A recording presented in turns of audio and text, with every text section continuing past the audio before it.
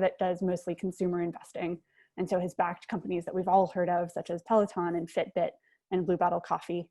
And so we're very lucky to have Amy here to talk about both being a founder and also her perspective as a venture investor. And I think we'll try to do 3 different topics of conversation. The first is Madison Reed and the founding story, and the second being how everything has changed in the era of COVID, and the third being any perspective that she has from her seat as a venture investor to share with all of us. And Amy, we are Revel. We're a community of women in midlife, and we're delighted to have you here as our guest. Thank you for having me. It's exciting. I appreciate it. I guess to kick it off, curious what the aha moment was for you in the founding of Madison Reed. You know, it's a very, as you probably know, as you hear founder stories or you've founded things yourself, they are never a linear path.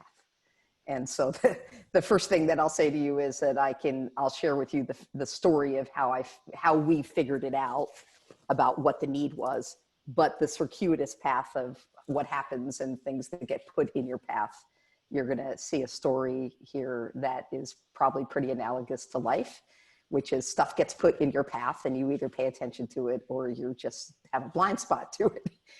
In our particular case, at the time, so I was a 3-time entrepreneur and then became a venture capitalist, and I opened and ran Mavron, which is consumer only venture fund out of Seattle, never had a Bay Area office. And I opened that office in 2009, I think. Yeah, 2008. There's a circuitous path about how I became a venture capitalist, which was not a plan. We can get into that later on. And I opened the office there, and I became very interested very quickly in kind of some of the big meta trends that I thought were happening around consumers. And in particular, super interested in women and convenience and kind of what were the behaviors and what was shifting with technology and enablement and purchasing patterns and all those things.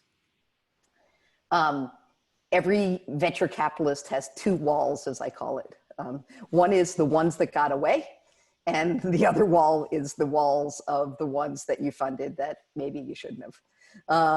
But they are related to each other. Again, another marker here that I'll bring back in the story, which is like anything else in life, the things that don't work out are usually an incredibly good thing. They don't feel that way at the moment, but in the rearview mirror, what I call pattern recognition in life is a skill that unfortunately one at midlife starts to acquire. One wishes that one had it, you know, at 15 or 16, but pattern recognition is an important factor. And as a VC, you know, your whole investing thesis has to be grounded in pattern recognition. And as much pattern recognition in the ones that got away as the ones you funded that worked, as the ones that didn't work, right? And so the most significant disagreement, and what I mean by this respectfully, is one of the things about being a VC is you're in a partnership. Partnerships are incredibly difficult. And if you are an operator like Amy, you're constantly vetting for, well, who's in charge? And there's gotta be a boss, and someone's got to make the final call. And you start to realize that partnerships don't really operate that way. They operate like everybody pulls their money, and then you kind of figure out some way to make big decisions with your money and LP's money. And it's just a very interesting sort of whole thing that I could get into at some point about why it's very different than running something. So the largest sort of what I would call friction point rub we ever had was between myself and the other GP about a company called Dollar Shave Club. Mm. And so for those of you, I'm sure you know, Dollar Shave Club sold to Unilever for $1 billion. That was one that got put on the Amy Errett one that got away wall. And the biggest rub in the conversation was I kept saying we should do this. We saw it at the A. We passed on it after a lot of sort of back and forth. And I kept saying, listen, it just seems logical to me. Guys shave, it's repetitive, e-commerce is expensive. if you don't have embedded repetitive usage. Like, this guy is terrific. By the way, the founder, Mike Dubin, is a rock star. He was a stand-up comedian. I don't know if you remember, he had a viral video that went crazy, and within one day of launching, he had 23,000 subscribers. And you're like, whoa, eureka, right? So there was a need about guys shaving, not wanting to just wanting it to show up at their doorstep. And, you know, we didn't see it. I think I kind of saw it, but I didn't have enough conviction to bang my fist on the table. Fast forward about 18 months after that, it became very clear to me, and I could go into this at some other point, about why I loved being a venture capitalist, but was bored to death. So I'll just let that sink in. And that is not because it's a boring job at all. It's an incredibly, I talk about it as being one of the most noble professions done right that exists. It gets a very bad rap in the world, which is earned. It's a earned bad rap if you are a bad actor in it. But the truth of the matter, it's an incredibly noble profession. And why is that? You know, you get to hang out with very smart people all the time. You get to learn things. So if you're into intellectual stimulation, it's awesome. And in addition to it, you actually get this chance to change people's lives by helping them make their dreams come true. So it is like an incredibly noble profession. And if your investors are phenomenal, meaning your limited partners or LP, like foundations or endowments, you also get 2 bites of the apple because you get to earn them money for good things, right? So it is an incredibly noble profession if you think about it that way. But Amy was bored to death.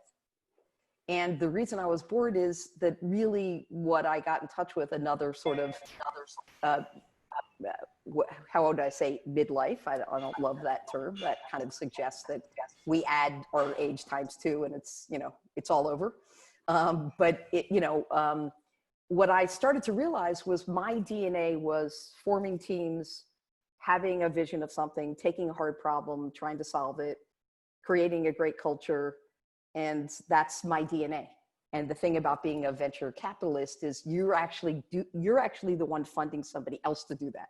So I used to sit at board meetings envious of the CEO, while everybody else that was on the board with me would be done the board meeting after completely confusing the CEO from month to month, and then jump into their Tesla and roll off to their next board meeting. And Amy would be sitting there thinking, how can I help you? So, you know, the long and short of it was that I started to get the itch to say, like, do I have one more left in me? You know, could I do this? You know, Madison at the time, the Madison Reed, as we call her, you know, was, yeah, I'm gonna, you know, I think she was 8 when I started to think about this. And so what I really did was super simple. Is I just had one of our principals that I had hired do a scan of what was the woman's products analog to shaving. So it wasn't like, when I tell people this, they're like, well, that's not very intense or not very interesting. No, it really wasn't. It was, and in fact, I have to share with you that the best consumer ideas, in my opinion, come from a simple pain point. And you're trying to actually just differentiate yourself and solve for a pain point. And you have to make sure that the market is big enough, right? That the market is big enough that it could move the dial and be worth venture investing, not worth invest. Here's the thing that I always want to share with people. 98% of the businesses in the US should never be venture backed, are not venture backed, nor should they be. And one can run an amazing business that never takes venture money, and your life will be wonderful. And you can make a lot of money that way. And in fact, sometimes a lot more money than you can by being a founder who takes massive amounts of dilution. And so, you know, what I needed to figure out was, if I wanted to have one more in me, could I find something big enough to take the risk, to take my time? Because that's the other thing, like a marker, right? What happens when we get older in life is we do start, as I say, I'm a golfer. So I use a lot of sports analogies. So just bear with me. I'm on the back 9, right?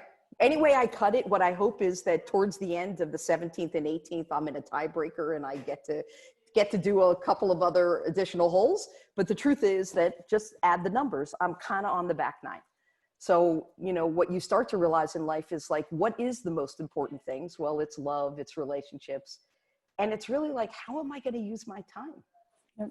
So speaking of the most important things, you alluded to the fact that you'd been a board member and seen tons and tons of companies. You'd been a founder yourself before. So when you decided that, okay, the hair color market is a huge opportunity, you know, it's just ripe with toxic chemicals and there's huge room for improvement. How did you then decide to incorporate all that you've learned to set up a company with a different culture? Yeah. So there were sort of two parts of the equation. One was, could we just make the product? Like the thing that I want to share with all of you is like, you know, you can't fake your way through hair color. Like, so we picked a great big category, but a very hard category. And why is it hard? You all know the reasons why it's hard, right? If any of you have ever colored your hair, you realize like, if I fuck up your hair, it is not like the shoes that you sent me from Zappos don't fit and I put them back in the box. You're like, I'm going to kill you and I'm going to tell everybody in the world to hate you, right? So it's a hard category. So we had to figure out the business unit economics and could the business work? Could we make the product? I think you're asking a different question, which was like the culture piece, right? Yep. And one of the things that I've also learned about myself, again, in that back nine, is that, you know, we get taught, I went to Wharton, you know, and you get taught like you're a master of the universe, right? And you come out of business school, you're supposed to be great at everything. And what I came to realize was like, actually, I'm not. And I'm much better at putting people around me that are great at things that I suck at. Mm-hmm. And so let's suspend this thing called your ego, because who has time for that? And let's try to figure out the things I'm really good at. And one of the things that I feel very proud of is that I'm a purpose-driven person, where I derive what I talk all the time for people about the meaning of happiness in life for me is the amount of gratitude I have. When I'm the most grateful, I am the most happy. And so like the equation goes like this: find what you're grateful for, and then just keep doing that, and then be happy. And I know it sounds like really simplistic, but the truth is it's sort of like, okay, after a while you get to this place in your life and it's like, I'm done beating myself up. Can't be great at this. I'm like, who cares? You know, what I care about is, do I get up every day and have a purpose and mission that I can look myself in the mirror and feel great about? Did I make a difference in people's lives? At some point at the end of the nine, people won't, excuse my language, give a rat's ass about Madison Reed. They won't give a rat's ass about whether we disrupted hair color. Like, who cares? Here's what they're going to care about. Well, here's what I care about. Did this person create great jobs? Did they change people's lives? Did they have real meaning and lasting change on people's ability to be happy and make it a better world? That's what drives Amy. So when you look at that, why Madison Reed? Well, why Madison Reed is the average colorist. I'm going to share numbers with you that will blow your mind. The average stylist graduates out of cosmetology school. They must go to cosmetology school and be licensed. $23,000 on average, $23,000 in debt. The average stylist in the US makes somewhere between $13 and $14 an hour. I want you to let those numbers sink in. The math can't work. So you have you have the top 1% that maybe some of you on the phone have spent $700 to get your hair colored. But for the most part, hundreds of thousands of salons have people that the business is hard and it doesn't work and they can't make a lot of money. And most of these women have kids, and we are perpetuating a cycle here of unit economics that don't work for our gender. And so Amy just started to go thinking about like, oh my God, could we create a world where they are at the top of the pyramid, right? Because remember, Amy doesn't know anything about hair color. Most of the people I hired to do the tech, to do the product, to do all that, didn't know anything about hair color. Just a bunch of people that had, that were somewhat smart and curious. So could we create a situation where all of these stylists had a life-altering event where they could make $30 an hour, $40 an hour, $60 an hour. Some of them could make hundreds of thousands of dollars an hour because they headed up education or they headed up product development.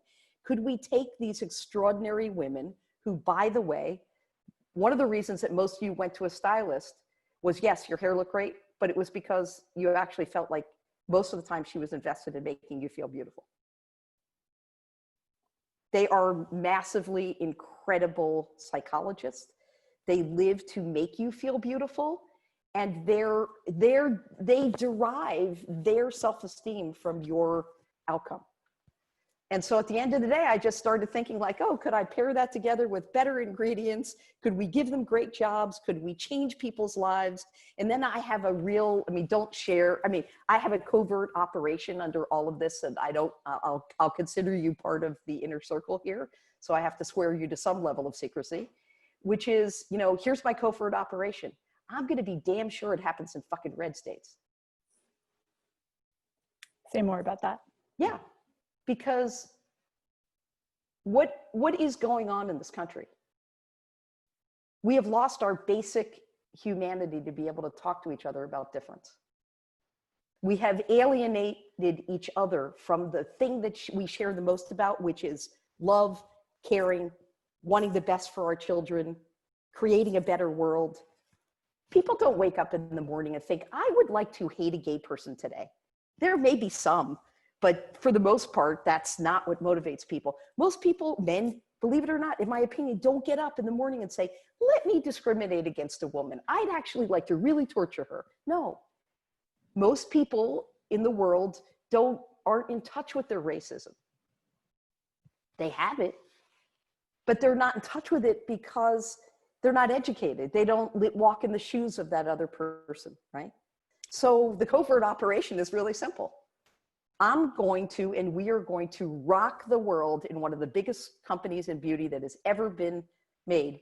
And by the end of the time that we're done, we will have changed massive numbers of primarily women's lives in red states. I have had people that work in our color bars, literally, I can't make this up, who I go to a color bar once it opens, when I used to be able to go to a color bar, when I used to, remember those days where we could get on a plane and like meet humans and hug them and shit like that? Yeah, distant memory. I would have color bar colorists say, can I talk to you in the back room? And this happened not once, twice, like 15, 20 times. It kept happening. It was either a guy that was gay who would say to me, I've never been able to be out at work. I just want to thank you for creating a culture where I could fully be me. Like, okay, I live in San Francisco. So it's like, for the most part, San Francisco, it's like, oh, you're gay, great, I like your shirt. Like, there's no, it's a non-event. Well, it doesn't exist that way in Dallas and Houston and Atlanta. Or I'd have women, primarily straight women, who would say things to me, literally, things like, I've never met anybody gay. You're pretty cool, right? So what became really clear to me was we were systematically changing people through this crazy hair color company. Yeah, that's right. So many questions to ask from that. One is, sounds like you're talking about representation and like the importance of you being the founder of Madison Reed and what that means and what that represents. What can you share about how you as a human do to combat ageism and sexism in your everyday and keep yourself sane? Yeah. It's a great question, and my answer is going to be like, I know people are chatting, so I'll open chat now to be like blasted for this one, because I'll be pretty out there. I don't care. Like, the best way of describing all of this is any ism that we look for is there in big letters in life. I used to get asked all the time, you ready for this? Do you think you've been discriminated? Do you think anyone discriminated against you because you're a woman, you're older, and you're out? And I'd be like, here's my answer. Probably. But I'm not going to spend a minute thinking about that. I'm not angry about it. Here's my mission, is that, for every guy or woman who's homophobic or ageist or whatever, that when I left the pitch room said like, oh my God, she's a piece of work. Great. Because what is going to happen is when this is a multi-billion-dollar company, I just want people to hear this because it's going to be, by the way. I'm going to be like, fuck you. How's that? Right? We have some claps coming in from no, the here's what audience. here's what I'm going to be like. Wow, I guess you should have thought that people that are different have the ability. And then the power seat changes, right? The world always comes down to power. And what we have is a world today where primarily white straight men have had all the power. And anything that is happening in the world today about these divisions is a resistance by white straight men by losing power. Yep. And so at the end of the day, if you have more brown people or black people or older women or out people, anybody that's different than white straight guys, they're going to be like, what the fuck is happening here? Who invited them to our party? Well, guess what? This country is based on, it's all of our party. And I'm not willing to, I don't consider myself an activist. I don't consider myself as militant. I don't consider myself as a radical feminist. What I consider myself is somebody that I am going to work every day to make that change happen. And the best way of making that change happen is just by living a successful life. The best way of doing that is just by saying, I'm in my space, I am comfortable in my skin. If you do not like me, I'm really sorry. And by the way, I wish you the best. And I mean it. Mary's on the phone, she's our head of PR. I get hate mail, folks. I get people who cancel on us because we came out with a statement and donated to the NAACP legal fund. And because we talk about the fact that hate has no place in our brand, and we're political because we, turn Black Lives Matter into hair color. What the hell's wrong with you? I'm canceling. And I respond, Mary knows this, they think I'm crazy. I respond to every single person personally that writes me. And here's what I say. I am sorry that you feel this way. We can agree to disagree. I need you to hear this. I wish you the best in life. And it blows people's mind. They want me to be like, fuck yourself, blah, blah, blah. And instead, I'm just going to love them unconditionally. And most of them never cancel, by the way. They just want to blow off steam, because the truth is that what I think is the saddest part of all this is we just have a lot of very angry people who feel like life didn't turn out the way they wanted.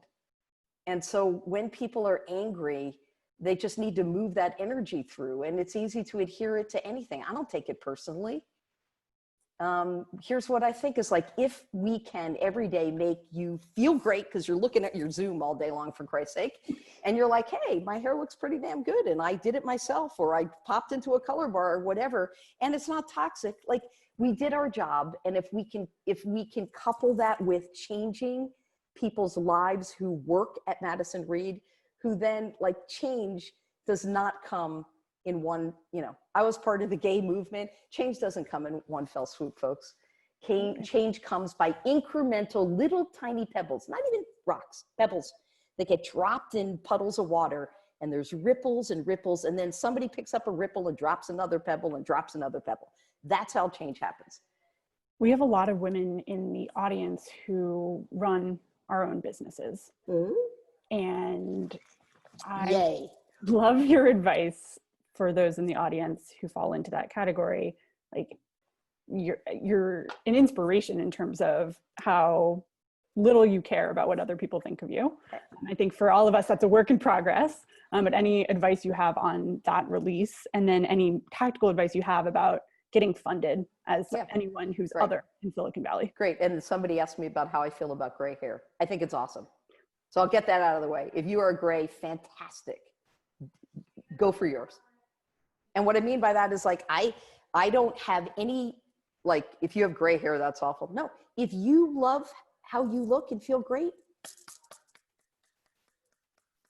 Do you have products that help with folks who are going gray? I have products, but I have a lot of products for gray hair, because one of the problems with gray hair, it's just science for you to know, is the gray hair is the absence of color in your hair. It's losing the color in your hair. So what happens to it is it can become very resistant, very brittle, very hard in terms of its texture. And we have products that actually take the yellowing of gray hair, more to silver. That's all. And actually create more moisture in your hair to be able to handle it. That's all. So put that aside. We can talk about that at some, go to our site, email me, and I'll help you. So, sorry, what was it was a two-part question. I'm on the back nine, so you have to, Two-part question. One, how can we all harness more of our inner Amy and care less our inner Amy. Think about us? You have no idea. Hundreds of thousands of dollars of therapy. I wouldn't. That's an actionable step. Okay. Second question is for those in the audience who run their own businesses and might be seeking investment. Like, what advice do you have for anyone who's other in Silicon Valley in terms of raising money? Question is, besides having a great elevator pitch and a business plan, what are the best platforms to at least get a shot at pitching? So let's take the harnessing the inner badass, right? This whole, in my opinion, life comes down to, we go through all these circles for years, right? Like in and out of stuff, and we're trying to figure it out. And, then as I say all the time, like if the body performed as well as the mind in the first 40 years, we'd all be like, in the second 40 years, you'd be like, wow, I look great and I'm really happy, right? But it doesn't work that way. There was an inverse, and maybe somebody decided long ago that when the two things are happening at once, we'd be just too fucked up. So, so the issue is, for me, my mantra in life is I'm responsible for my own happiness. Nobody else is responsible for me. I own my own happiness. That is my trip. And any drama that I put around it, any blocks, any obstacles, any blind spots I have are actually my trip to figure out, nobody else.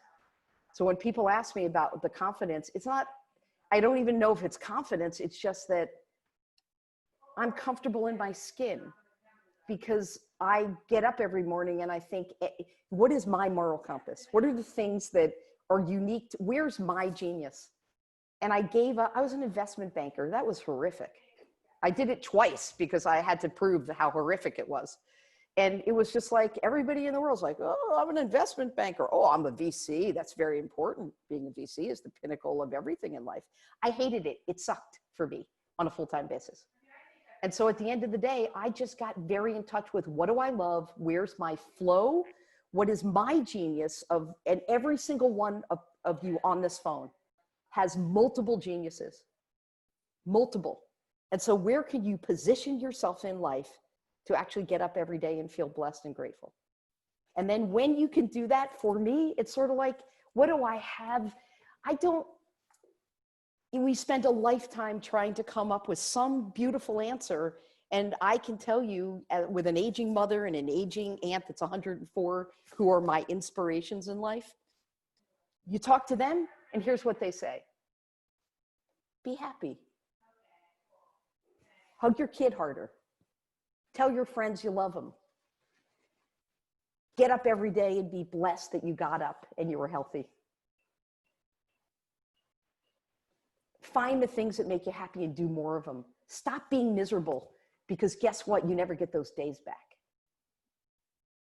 So for me, it's just a matter of like, I'm going to get up every day and make it work. Are there some days I get up and I'm like, this is a fucking pain in the ass this day? Yeah. Try to get hair color out of the Lombardy region of Italy when everyone has coronavirus. Not a fun day, by the way, at 5:30 in the morning. But you know what? In the bigger scheme of, I talk about this a lot. I have a mantra in life. People say, I have to do this. I must do this. Guess what my mantra is? I get to do this. I get to do this. Who gets to do these things? I am the luckiest person in the world, the most blessed person in the world. I get to do this. Right? I'm a working class kid that came from nothing. I get to have this life. How do you think about the privilege of having the life you have and the importance of giving back? That's what I think. I think that the truth is that I have a moral obligation to pay this forward. like, I get to do this, but this isn't the mentality. Like, I get to do this. You know, I have a lot of friends, they've made a lot of money and they're like, this is my money, right? There's a certain mentality that, you know, there's a certain mentality, which is, this is my money. I don't want to pay taxes. Those people need a handout. How dare them? You must pull yourself up from your bootstraps. That is the biggest bullshit thing in the world that I've ever heard. No, I am grateful. As I say in life, as one positions themselves to get lucky. I don't believe like, oh, they just got lucky. No, actually people work hard. I've worked hard, but I had breaks that went my way because I didn't have skin color that was different and had people judging me because of that. Because I had parents who, even though they had no money, taught me working hard and going and getting an education was the way out, right? The way different. So my point is that, like, let's not take for granted that many of us, even though we may feel marginalized on some level, we're not as marginalized as most people are that have a different skin color. It is not even close that when you walk down the street or walk into a store, someone just judges you immediately, right? So at the end of the day, how do I feel about, like, I've done well, right? Like, I am a blessed person, but I'm going to be damn sure that I help other people. I'm going to be damn sure that I'm on boards. I'm going to be damn sure that I'm doing things that give money to people that are not in basically not in a big White House in DC right now. Like, I want to tell you this, like, people could say whatever, because it isn't about political. No, you know what this is about? It's about human. We are in a fucking world of hurt right now. And it's because we have lost humanity. We have unleashed the beast of hate, and we have made it okay. And there's been no penalty to pay for it. People have lost this most important thing, which is called integrity.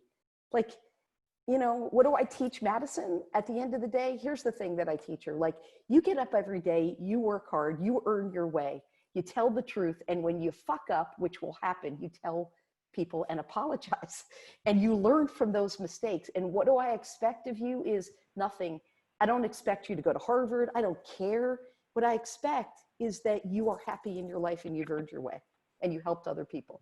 That's what I want. That's what your lessons in life are. And if everybody just did that, this would be awesome, right? So at the end of the day, I'm going to give back, and I'm going to keep giving to things that I believe in. And I'm going to continue to have a covert operation that is masked in this nice little thing that's called Madison Reed.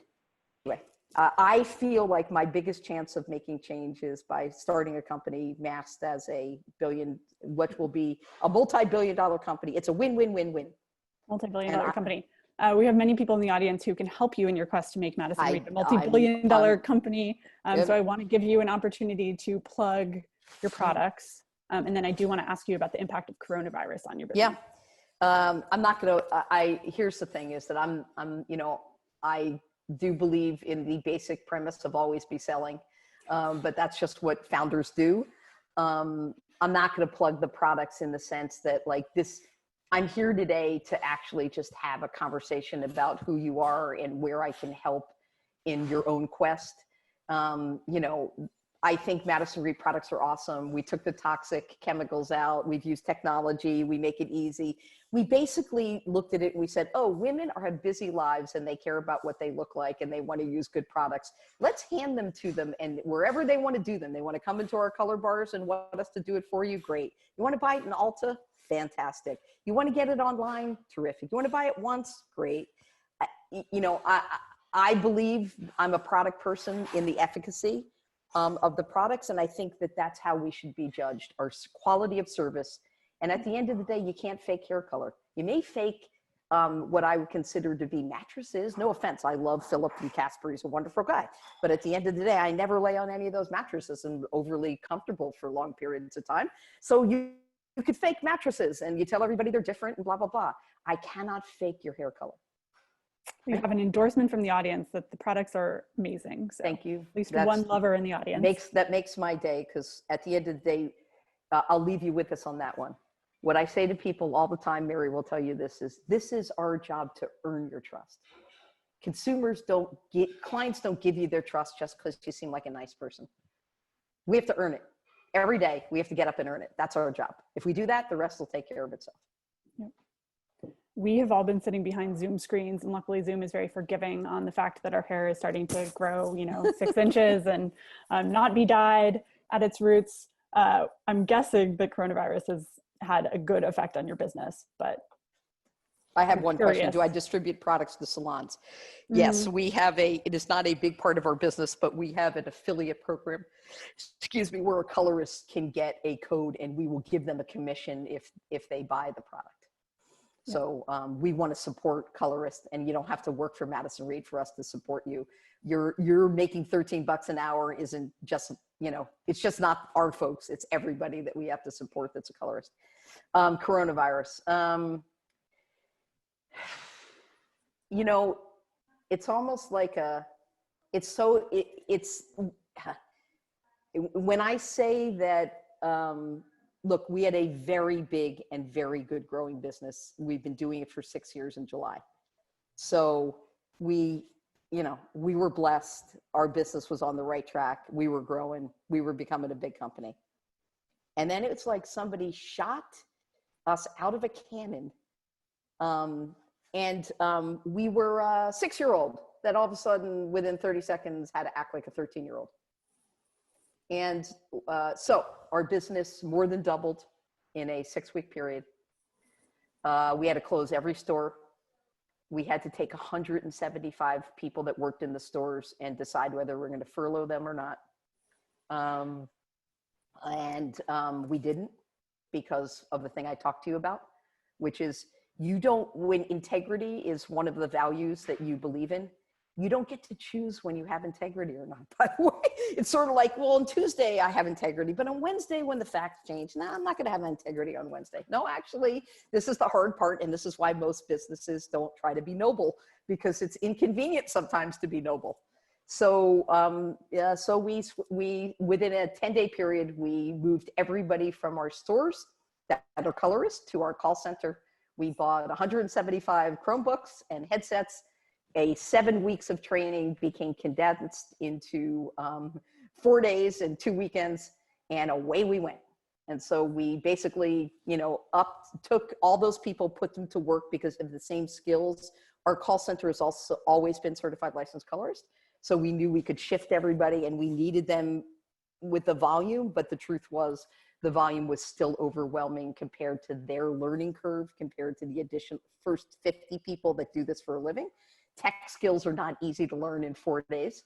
We shut the stores. The online business went crazy. We had to keep color coming from the Lombardy region of Italy. The only reason we got it coming is because the Italian government allowed our factory to make hand sanitizer at the same time we were making hair color.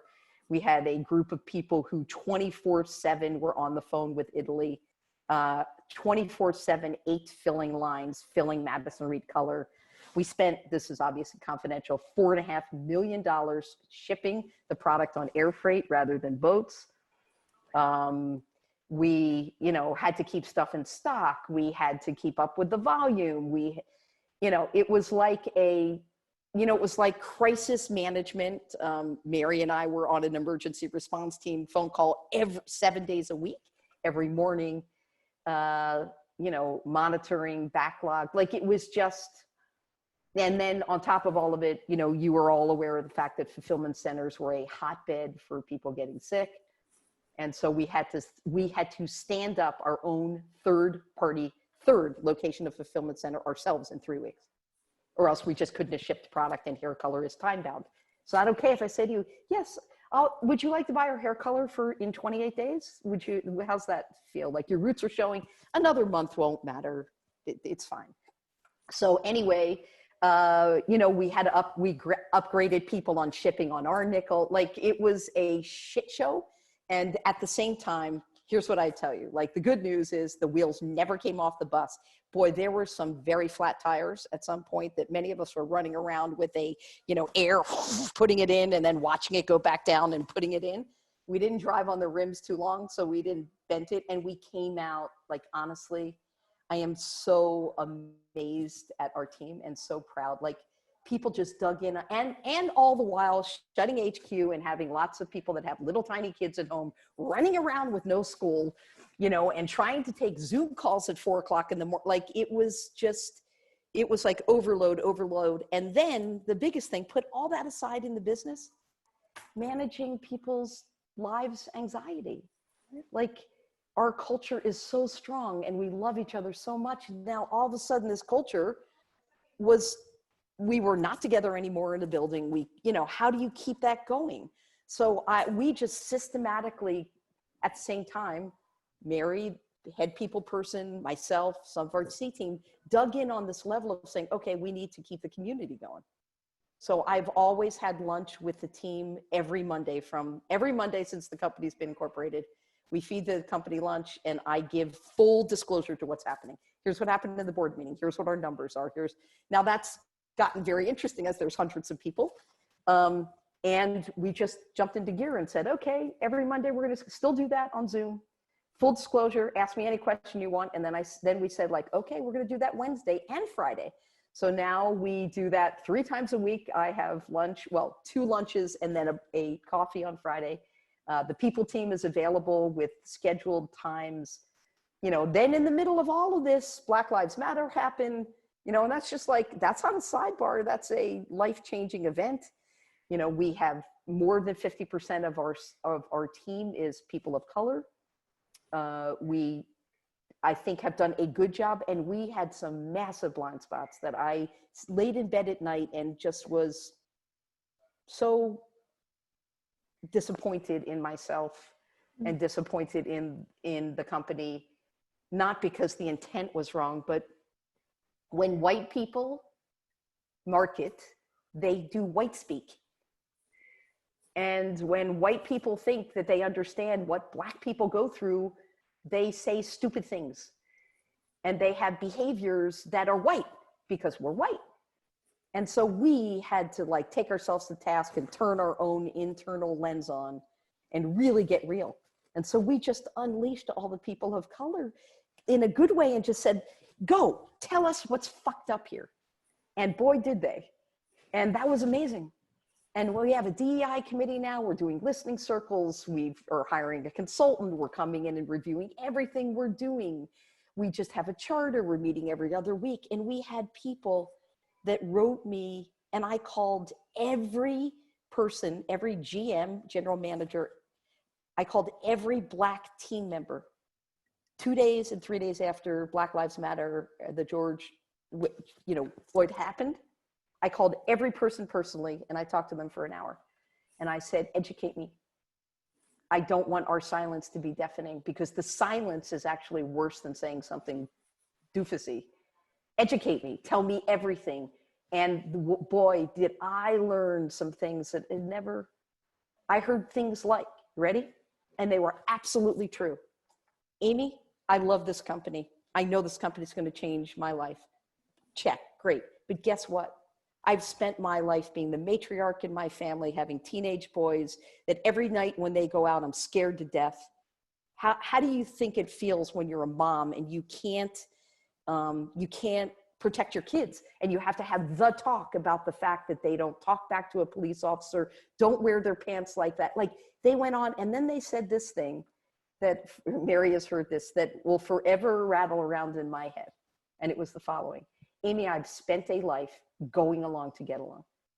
This is a better company that I've ever worked for, but it's not that great because I'm Black, and because I can never really tell you what I think or I'll get fired. I can never really trust you because no white person I have ever trusted delivered for me. And so at the end of the day, I've gone along to get along. But if you really want to hear what's going on for me, here's what's going on for me. I've spent a life coloring white women's hair. And I was like, all the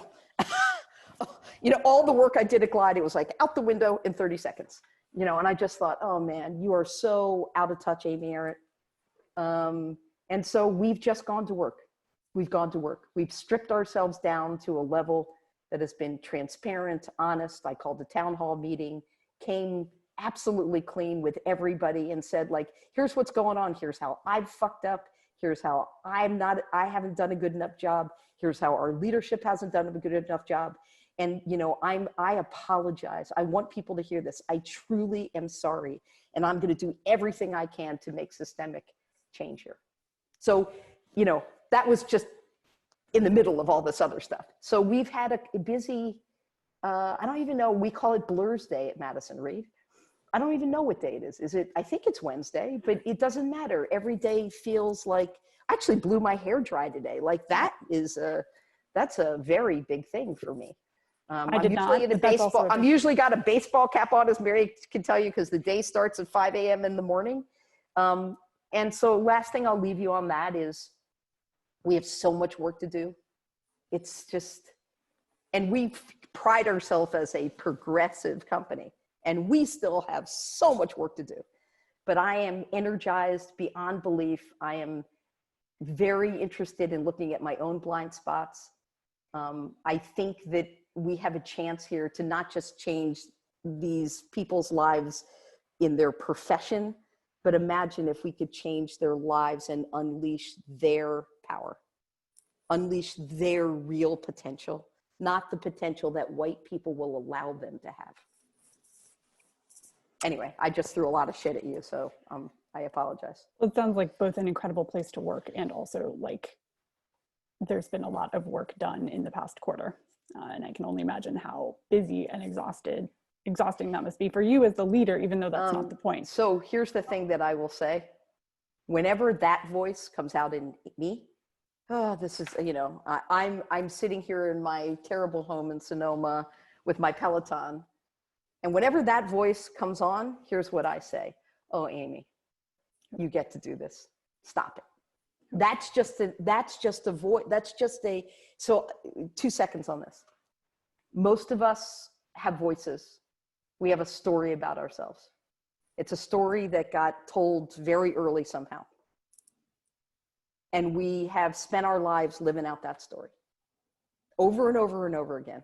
And I urge you all to go back and figure out what the hell your story is and look at all the ways you've just continued to live it.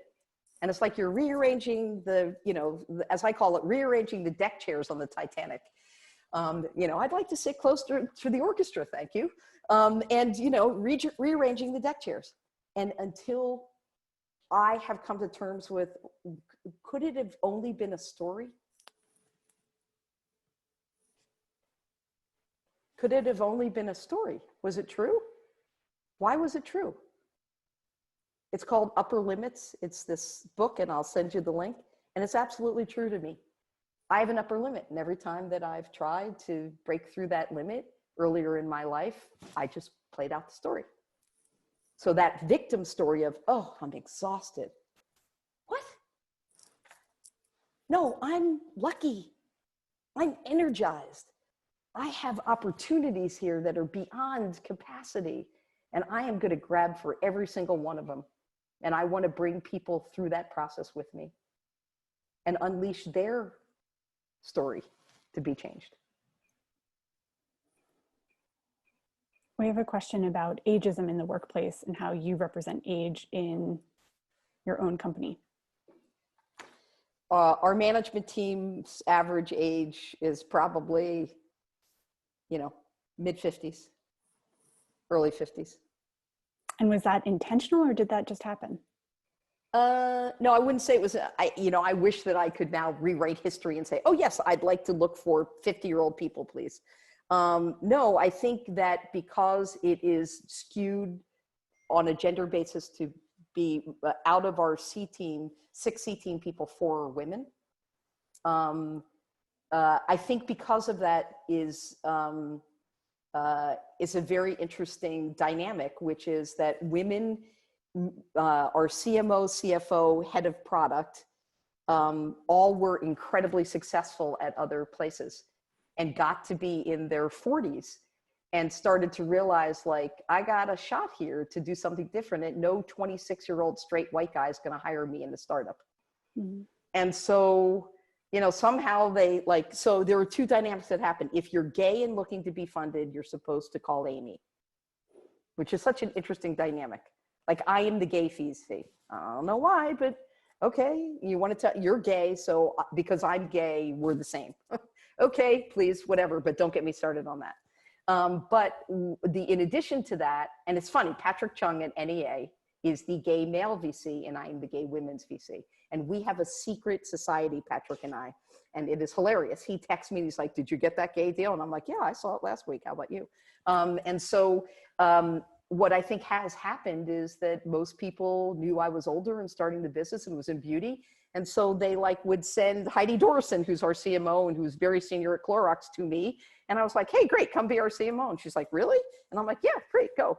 And the same thing with our chief product officer, who was the chief merchant at Sephora, who was like, I've done well in my career. Like, I want to be part of a ride, part of building something. And then our CFO, similar thing. So I think the age thing really came out of more the fact that women primarily go through this ageism thing more than men do. And we're, and then somebody asked me about tech. The hire that I'm very proud of a lot of our hires, but our new VP of engineering is a woman, and she is in her 40s. Our VP of engineering, good on us.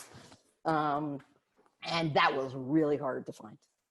But, I'm in the hunt right now for a woman board member. I want a Black woman who, I'm in the hunt for that. I'm in the hunt for an independent, a woman who's scaled a large consumer company. I've told my board, I don't care about your names. It doesn't matter to me because none of your names will be that. So I know you want to be very nice to me and give me some names that someone's going to give you, but no, thank you. So I'm on the road there. Yeah. I guess we'll end it on a lighthearted note, given that we have 1 minute left. We have questions about color. One, what color do you use yourself? And Roma two, blonde. Any recommendations for a teen who's interested in experimenting with some playful color? So I use Roma blonde. It's the lightest blonde that we have. Hair color goes in levels, and the darkest hair color is a 1, and the lightest hair color is like an 11 or 12. So Roma blonde is the lightest we have. And then for teens, we have a series of vivid colors. They are not like bright pink and bright, but they are very cool. There's like an amethyst, and the thing that I'd say is, depending on the age of the teen, here's the thing that I will tell you. I am not an advocate, including the Madison Reed, of teenagers putting hair color to the root of their hair when they're teens. And the reason is this: we have the lowest chemical profile, but don't let anybody tell you that permanent hair color doesn't have some. You have to have an acid and an alkaline to open the root follicle of your hair. So by nature, an acid and an alkaline have a chemical in them. We just happen to have plant derivatives of that, but there's no reason for a kid to start doing that, right? Like it just doesn't make any sense initially. So what I always tell people is, order our vivid color, have your kid apply it from mid-length down, which is a look that looks amazing. And then, their hair's going to grow and they can cut it and away you go. But there's no reason for them at, 16 years old to have hair color to the root. The average woman colors her hair for 35 years. I'll just let that sink in. So why start and make it 55 years? No reason. One last question. Can you please repeat the stat about the industry revenue as a whole, so we can all leave on an inspirational note about how big a business Madison Reed is going to grow into, and what revolution it's going to impart? In the US alone, hair color is $16 billion a year, just in the US. Amazing. And we will become a global company in the next year. I can tell you that we are we're a good sized company now, kind of a company that people would be surprised of the size. Next year will be a really big size company, and we are going to shock the shit out of people in 2 or 3 years. People are going to be like, what happened? Well, hair color. Like all the guys, this is what I live for. Every guy that I pitched, and we raised money. It wasn't, I don't mean this in a cavalier way. It wasn't like we've gotten no's, but it was just from doofuses, who would say things to me like, you ready? Women color their hair. And I'd be like, are you serious? Really? And so then I would just get into the habit of say, when you go home, check your Visa bill. How's that? And, you know, women color their hair and I'd be like, dude, do you talk to your wife? Do you look at what she looks like? Like, I don't want to be personal with you, but like, really? And then inevitably, this was the best part. One of the partners would walk me to the elevator telling me, that was such an amazing pitch, you know, little girl, like patting me on the back. And then he'd say, you know, I colored my hair. And I'd be like, oh, great. And he'd be like, you know, I've colored my hair. What do you think? And I'd think to myself, I don't give a shit. I'd be like, oh, it looks great. And I get on the elevator and I think to myself, that was like in the twilight zone. Like, do women color their hair? Then you take me to the elevator and you tell me you color your hair. And like, we're tight now. And I'm like, okay, great. So I live for the day that list, which by the way, I am a competitive SOB. As somebody once said to me, you're a killer. You're a nice killer. You bet your ass I'm a killer. So here's what's going to happen. I have a list. All of them have reached out to me already about now can we put money in. I have a list and you're in the penalty box. And what's going to happen now is as soon as this all happens in 2 or 3 years and whatever that is, I am going to personally text them all. The nicest text in the world. And here's what I'm going to say. Wow, it's amazing you missed this because, you know, just girls, like women, like we color our hair, you know, it's just such a frivolous thing. Hey, you know, hopefully I'd love to personally take you out for a glass of wine on me, the most expensive wine that we could buy on me.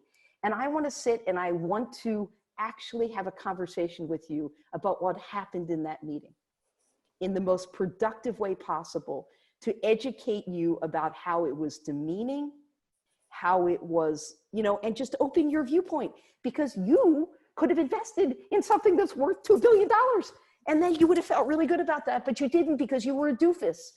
So, you know, like, you know, it's not personal.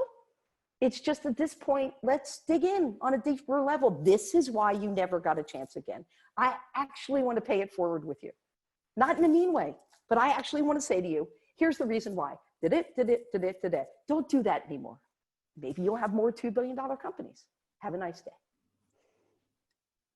Amy, I think we all are looking forward to the day when either Madison Reed is going public and we're seeing you ring the bell, or we're opening the New York Times to some announcement that Madison Reed has been bought for X billion dollars by, you know, P&G or whomever.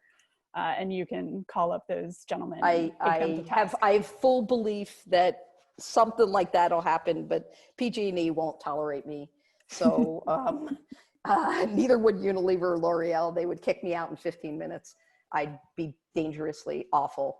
Yeah, we'll see about the other stuff. And if that ever happens, you know, it's not insider trading, buy our stock because we're going to not stop at anything.